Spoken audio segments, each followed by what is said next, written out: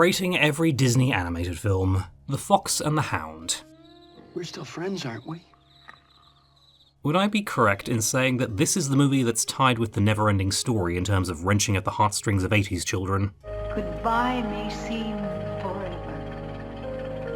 Farewell is like the end. Anyway, another one that I remember snippets of, but I don't think I ever watched fully as a child. And sadly, as nostalgic as a lot of people are for this one, I found it a bit of a mixed bag. The pluses are that the animation is surprisingly good, and there are some really nice backdrops and set pieces that made me go, ooh. And since this was directed by Richard Rich, you can see the inspirations that he'd later build on for The Swan Princess. There was also a mix of the old guard and lots of up-and-comers working on this one, like Tim Burton, John Lasseter, Brad Bird, Glenn Keane, and Don Bluth, and this was the film that convinced him to leave and set up his own studio. The main sticking point is that the book they were adapting was a lot bleaker, and the film was going to follow that slightly by having Chief actually die in the train accident. If you think that Copper's third act hatred of Todd seems like a bit of an overreaction, and yep, I'm part of the camp that thinks Chief should have died. I was a soft kid and I didn't care when villainous characters bit it. The children would have been fine. And yeah, it makes for a weaker story, not least because we're expected to swallow that Chief was hit by a moving train, fell 60 feet onto rocks and only came away with a broken leg.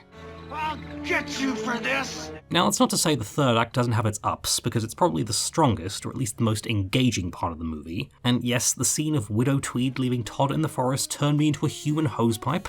The bear is also a great bit of animation and does a lot of heavy lifting, with even a good story beat of having Todd rescue Copper from it, and Copper then pulling a Pocahontas gambit to save Todd. I will say that the development of their friendship and subsequent breakdown is quite well done too. Todd, those days are over. Pearl Bailey was a nice casting choice, and I liked Big Mama, but she felt kind of wasted here. Dinky and Boomer's comedy sideplot of constantly trying to eat a caterpillar was also fun, so while not a total slog and some individually strong aspects, I can't say I thought it was that great. 6 out of 10.